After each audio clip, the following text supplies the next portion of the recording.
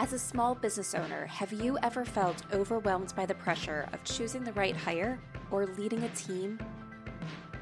Or have you ever found yourself tolerating a bad hire because you fear trying and failing again as you repeat the hiring process? If so, you're not alone, and you are in the right place. Welcome to the Growing Your Team podcast. The Growing Your Team podcast teaches business owners like you to expand your unique business by teaching you to master the hiring and team management process. Hiring and managing a team does not have to be a challenge. You just have to learn to do it right. And the Growing Your Team podcast teaches you how to become a confident leader who hires right every single time. Now, let's jump into the show where each episode you will learn tips on how to identify what type of help you need on your team, how to source amazing candidates, how to conduct interviews that lead you to your ideal team member, how to onboard successfully, and how to lead every person in your business so you have a team of rock stars who you are happy to pay every single paycheck. So let's jump in and teach you how to hire like a pro. Hello, Jamie Van Kuyk here, and welcome back to the Growing Your Team podcast. One of the questions that I get all the time is, when is it the right time to hire? This could be, when is the right time to hire that very first team member, or when is it the right time to consider adding a new person to my organization? I love this question because the answer really gets you thinking a lot about what's going on in your business. And this is so important because I'm guilty of this too. Most of the time, we get so busy just going in our business and going from day to day, assignment to assignment, meeting to meeting, task to task, that we forget to step back and actually look at what's going on in our business. So often there can be these big signs that it's time to hire going on every day in your organization, and you miss them because you are busy working in your business. So when I'm asked this question, I go through the 4 signs that it's time to hire, and I tell business owners, take time every quarter to review your business for these signs. At a minimum, every quarter. If you're at a period of significant growth, if you're scaling and bringing in a lot of additional revenue, you might even want to consider looking for these signs every month. Now, I will put a caveat out there that just because you have the signs that it's time to hire doesn't necessarily mean your business is ready to hire. And sometimes you got to do a little finessing of figuring out the job description, getting money so you can pay this team member before they start helping your business earn more revenue and things like that. There's some things you need to do to prepare, but the first thing you have to do is really identify if now is the right time. So as I mentioned, there are 4 signs that it's time to hire that I always share when I ask this question. And a lot of times I try to rush through them because I was like, who wants to sit there and listen for 30 minutes of me going on and on about each one of these things or about the topic in general? And so I just always give that high level information for each of this. But what I'm going to do today and what I'm going to do over the next few solo episodes is dig deeper into each one of these signs that it's time to hire so you really understand them and you know how to identify them in your business. And then you also know why hiring at this time is beneficial for your business and why not hiring when this sign is going on is going to hurt your business. So let's jump in and discuss that first sign that it's time to hire.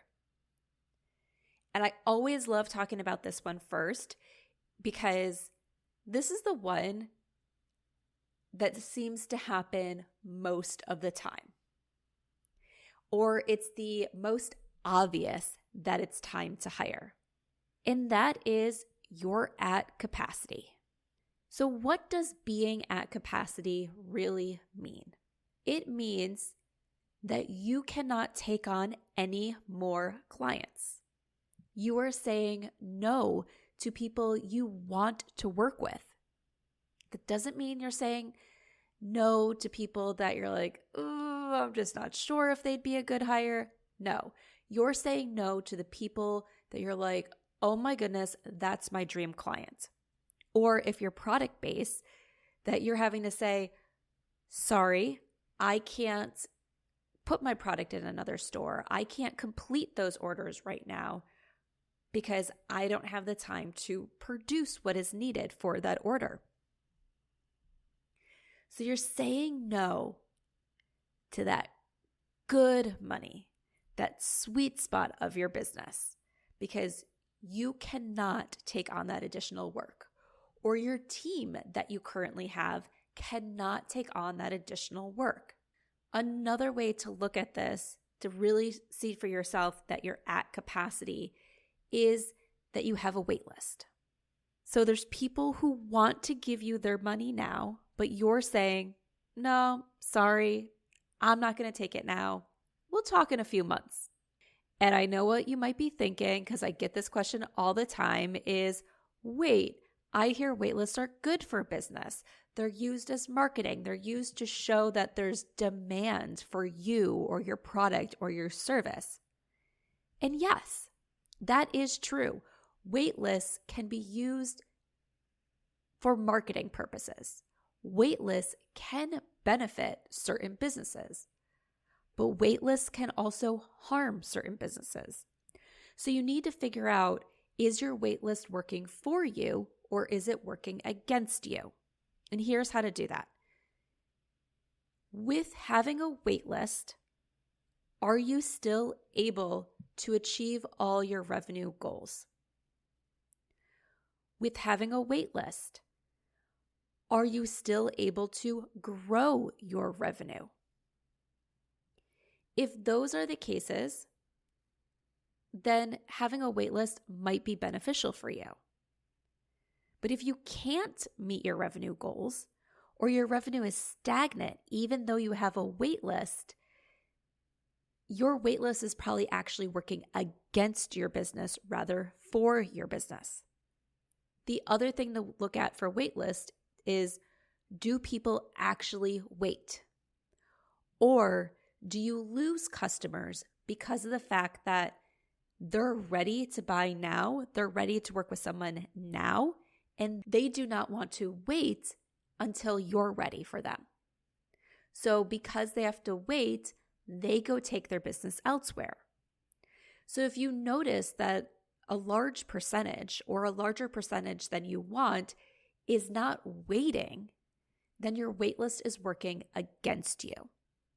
But once again, if your people are waiting, you're able to grow your revenue, you're possibly able to even charge more and still have a wait list, still have people knocking down your door because you're so in demand, your wait list could be working for you.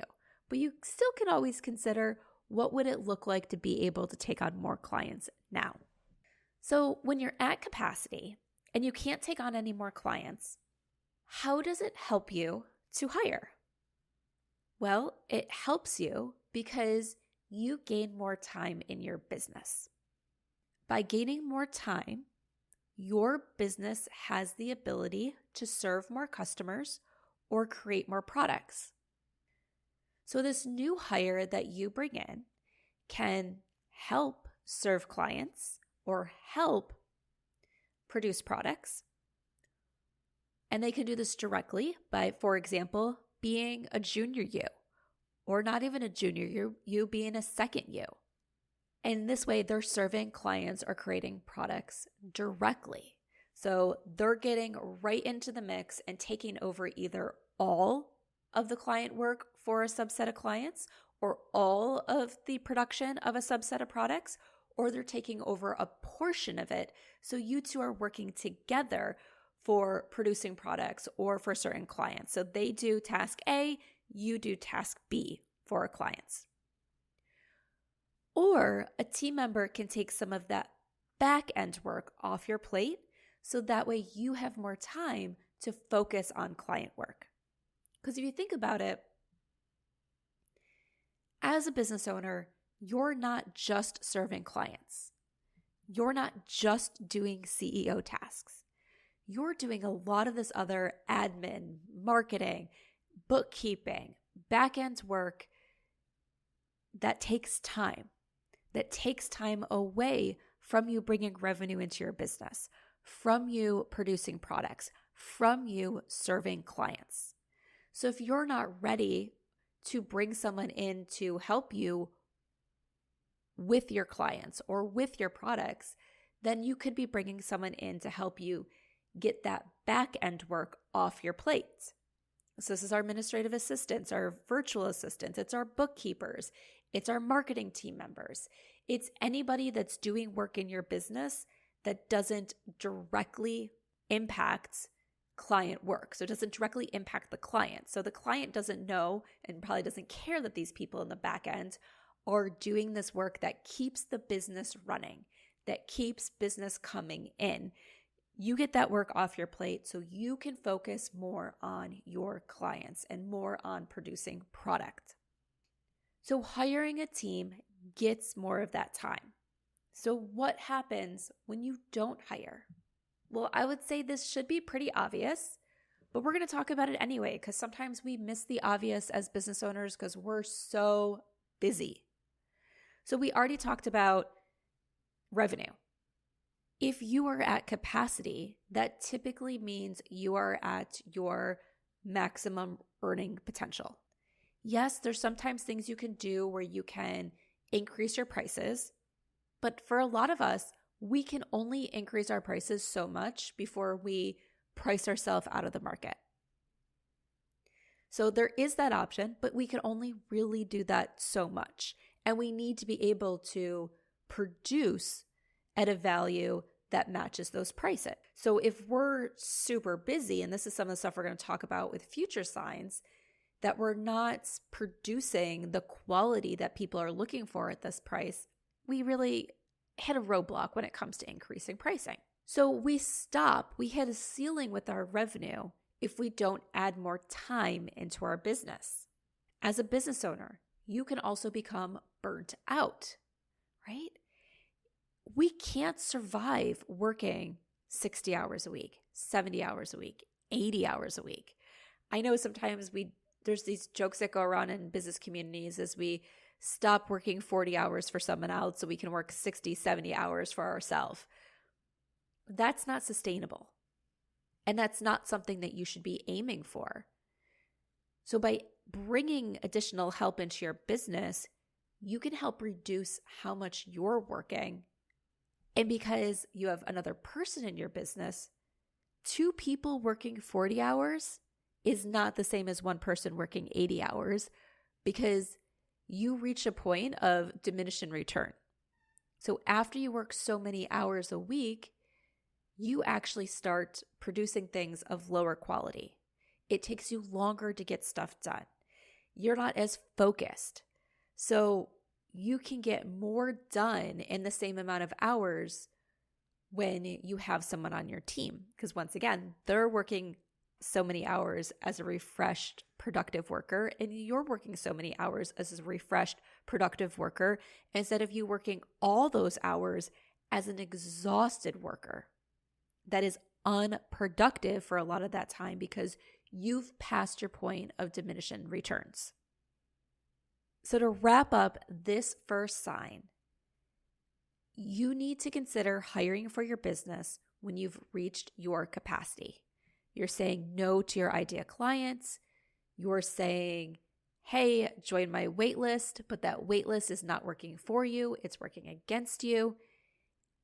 And you've identified that the best way to either sustain your business or increase your revenue is by getting more time in your business. So that wraps up the first sign that it's time to hire. Join us next week on the Growing Your Team podcast, where we go into sign number 2, that it's time to hire a team member for your small business. Are you ready to hire a new team member for your business, and you want to ensure you hire the person who can succeed in the role, make you happy, and positively impact your bottom line? Then let's talk and see how growing your team can help you master the art of hiring. Through bespoke hiring frameworks and comprehensive guidance, you will learn how to attract candidates who have the passion you desire and the skills needed to succeed. At Growing Your Team, women entrepreneurs and leaders work with us to help them expand their unique businesses by teaching them how to hire like a pro. Let's connect and see how we can help you.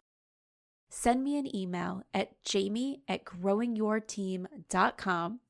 That's Jamie, Jamie, @growingyourteam.com, or head on over to growingyourteam.com/jumpstart, with jumpstart being all one word, and let's talk about how you can become a confident leader who hires right every single time.